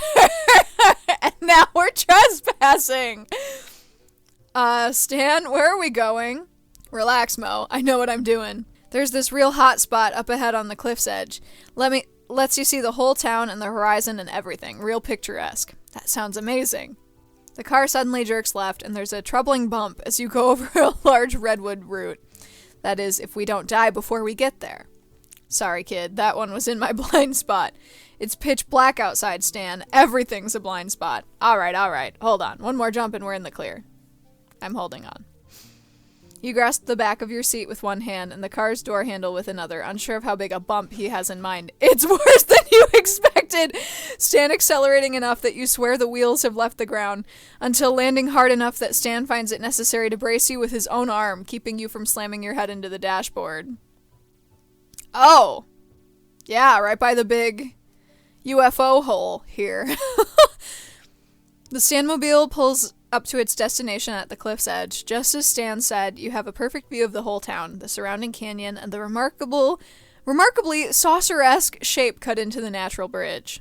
You catch Stan's pleased grin from the corner of your eye as you gasp, taking it all in. Though the sun has long since set, the small glowing streetlights from the small town illuminate the surrounding trees, providing only a slight hint of the mountain's shadows. It's not until seeing it from up here like this that it sinks in just how secluded from the world Gravity Falls is. It's almost like a hidden treasure among the evergreens. And though the black, thick forestry behind where you're parked might seem daunting alone at night, here with Stan it just feels promising. So I'm guessing you like it, right? It's beautiful. As you survey the scene, you realize this cliff seems rather untouched, save for a flimsy barrier made of wire and stakes just before it ends. How did you find this place?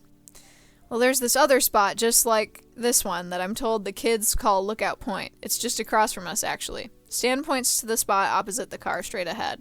Huh. The place is infested with teenagers, though. Saw it myself when I drove up here to help Dipper with a girl situation. Teenagers. Gross. Exactly. It hits you more fully now that you're here with Stan. Alone together. Away from the world as you know it. You're thrilled, anxious, and suddenly don't know what to do with your hands. Ooh. A nervous giggle escapes you, and Stan offers a kind and reassuring smile in return as he slings his arm along the back of his seat, crossing his legs over the other. The casual air is contagious, and you're thankful for it. So, how'd you kill time in a place like this for 30 years? Besides all the shack and secret portal stuff? Stan laughs, scratching his cheek. Well, as you know, I'm full of surprises. I'd skip town every now and then for actual supplies or a promising hookup. But as the shack became a household name, I had to stay put for longer and longer. So I'd make do trying to enjoy the small town thing. You settle in. You're not budging until he elaborates. Like what, though? The fun stuff like disco nights? Stan scans the horizon, looking for something. Okay, there. See the bowling place? Used to have a team there. Oh, we were really good. Thanks to yours truly. Till this wet blanket Toby came on board and had to use bumpers like a baby. Again, you didn't mean to laugh. Yikes. You got that right. Aside from that, there's a great taco joint and bar. The kids like to go to the arcade, and the mini golf place is pretty decent. He starts counting on his fingers. There's a mall, a creepy animatronic pizza place, a public pool, which I would not recommend, by the way, unless you're into sitting in strangers' filth. It actually sounds like there's a lot to do around here.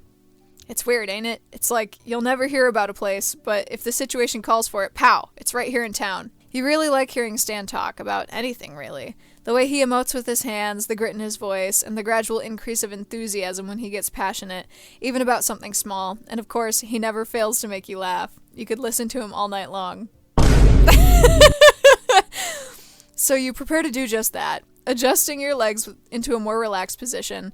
Nothing wrong with taking advantage of the legroom and these wide bench seats. There's a lull in the conversation, a moment where the both of you are simply admiring the view. It seems you've inched your way closer to Stan as he was speaking because all of a sudden you realize that your leg isn't all that far from his. The reflection of the outside light on Stan's glasses keeps you from being able to read his expression from this position. We are getting closer, yes. You very nearly closed the gap between you both, and it would have been smooth too if not for the creak in the patent leather seat as you shifted. Stan's grin tells you he noticed. Damn, time for a diversion. What's on that water tower over there? Ah, that old chestnut. What's it look like to you? A muffin. Yeah, I'm the guy who spray painted the water tower. Oh, you mean the big muffin? It's a giant explosion? Looks like a muffin. Not sure why anyone would choose that as a symbol for vandalism. Maybe it scares the hell out of anyone with a wheat allergy. Maybe it's a bran muffin. He wiggles his fingers like he's telling a spooky story. With extra raisins. You know, I almost died up there once. It's a real doozy of a story. You take the bait. Oh, do tell. And so he does, with his usual flourish, painting a picture of the time he and his great niece bravely scaled the tower and nearly got shaken from it by a video game character come to life. You coming, kid? Mm-mm. Hey, what's the matter? You got a fear of heights now? Uh-oh. Yeah. Rumble McSkirmish. You find yourself with another chance to move closer. Oh, God, I don't want to scare him.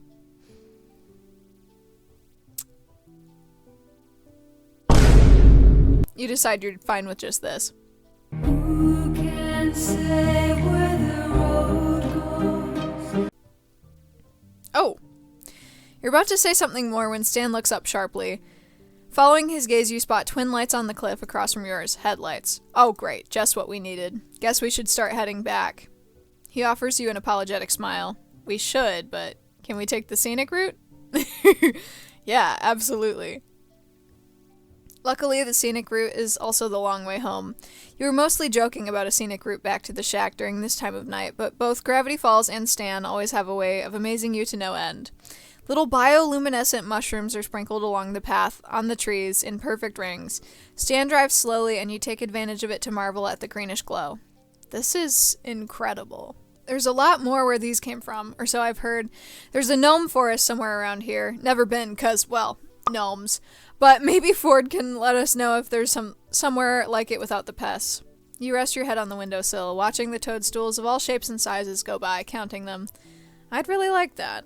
With each passing minute, the rumble of the road and the thrum of the car seem to add another weight to your eyelids, and suddenly your fatigue catches up with you. You all right? You hum an affirmative, and Stan takes you at your word. Well, this could be better. Sliding up next to him, you bring Stan's free arm that's not on the wheel around yourself like it was earlier this evening, and he chuckles. That's right. Get yourself comfortable. Oh. You let your eyes fall closed, content. Wake me up if there's a nymph or something. Will do. Oh!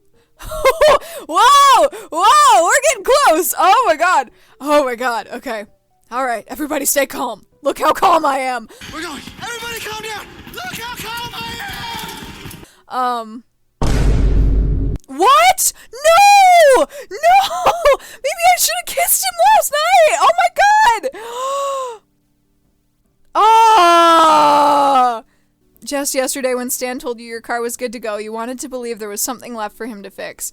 And yesterday evening, after your final dinner with the whole Pines family and Seuss's back-breaking goodbye hug, you had almost resigned yourself to letting go. But now, in the clarity of daylight, you realize that these weird and wonderful people don't have to disappear from your life for good. You'll always have the memories, and you'll still be able to keep in touch through letters, packages, and video calls. They won't be able to get rid of you even. Too late, suckers. Cherished friends for life. Oh my god. No! I didn't even kiss him! No! When you make your way out of the shack, you're met by the Pines and Waddles, all gathered beside a large tarp, covering what you guess is your car. They're talking amongst themselves until they spot you. There she is. Thought you were gonna miss the big reveal. Now, you guys!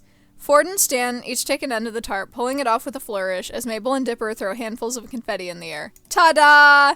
The reveal is, indeed, your car. Besides a couple of nicks here and there, it's hard to believe It's the same one you crashed just a few weeks ago. Heck, it probably runs better than when you first got it. It looks amazing! You take it all in, running your hands along the hood and marveling at the spotless windows. Ford, can I call you the next time I need a tune-up?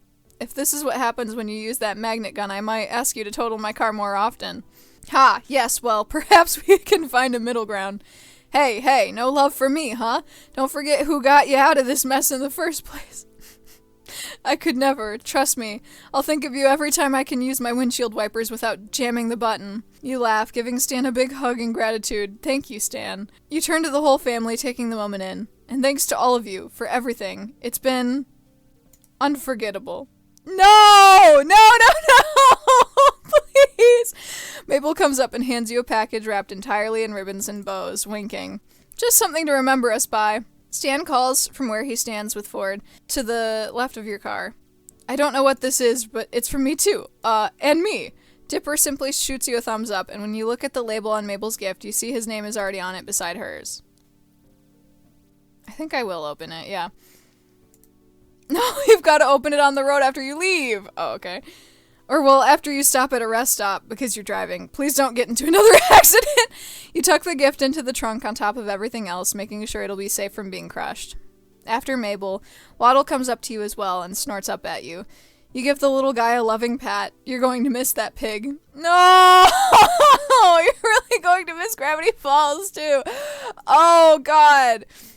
I don't know what to say, except, I guess, you're about to say goodbye when Stan interrupts you. Hold on! Woo!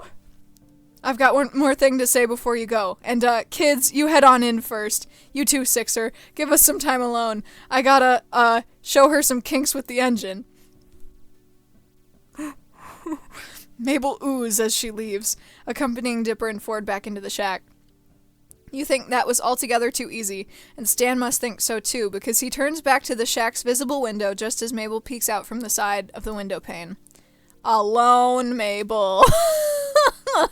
Mabel disappears from the window, and Stan turns back to you. Well, it's been some couple of weeks, huh? Gotta say, I'm usually on the other side of this conversation, if there's a conversation at all, that is. Look, I've never been any good at this stuff, so I'll just cut right to the chase. Oh my god! Ah! Okay. If this was just a summer thing, I get it. I really do. But if it were more, it's more. Stan laughs with relief. Really? I mean, of course, really. I'm a fantastic catch. You lucked out with this one, kid. Honestly, Stan, you're not wrong. You don't come off as the, long-distance type.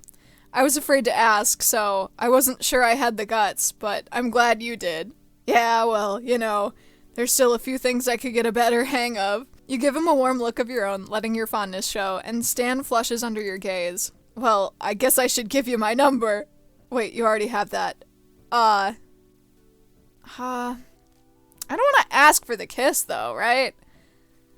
I don't want to make him feel bad.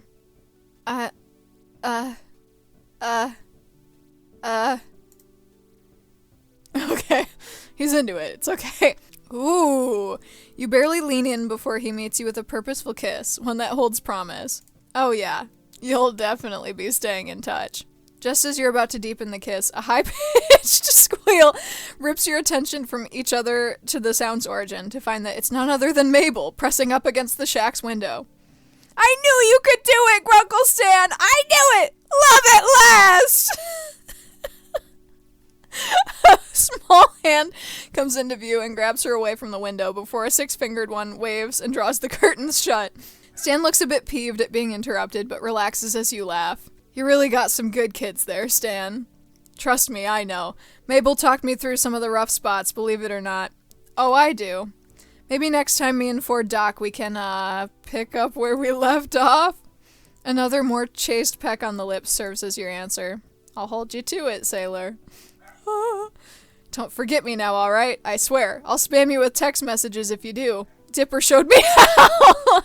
Laughing, you say your final goodbye with one last look at him. I couldn't forget you if I tried. See you later, Stan. Stan watches as you get in your car and start up the engine. You turn onto the road with ease, and in the rearview mirror you see Stan waving goodbye, as well as Dipper, Mabel, and Ford from the shack. You smile at the sight and say a last goodbye into the quiet of your car, watching until you have to focus on the road once more. Oh! A little while longer and you're through town, back on the open road. A sign passes on the right, now leaving Gravity Falls. Wow! Oh, yeah, the gift, yeah. Mystery Shack souvenirs, small knitted square. Mabel has helpfully labeled as a mug sweater, and a photo. Oh! Oh, okay. Oh. Whoa! Wow. I think, personally, and this is great too, but I do like the other one a little more, the me patching him up picture. That was a good one, but this is great too. This is wow. Oh. Wow. Wow. That was really sweet. Okay. Thank you for playing. Thank you for making the game, actually. Thank you so much. Oh, you can just scroll through the... Okay. I hit the scroll on my mouse and it took me backwards. I didn't know you could do that. Wow. That was... that was really sweet. Now I kind of do wish I had kissed him at the disco, but this is what replaying is for. Wow, what a good game. Okay, so that was the Stan route. I had a great time. I think I did learn some things about myself. I had a great time. I love this show, very obviously. This is something I've cared about for a good long time. So I think I was due for a Gravity Falls hyperfixation. I never thought it would lead me here, per se.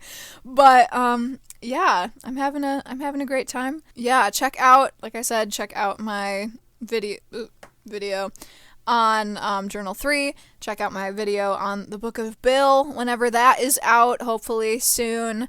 I'm recording this pretty well in advance because I know it's going to take me a while to work on those two videos, so this is just, yeah, between reading the two, and then I'm going to read Book of Bill and make a video on that. Thank you so much for watching. I think that's going to be it for this video. Have a lovely rest of your day. Take your meds, drink your water, and I will see you next week, or something like that.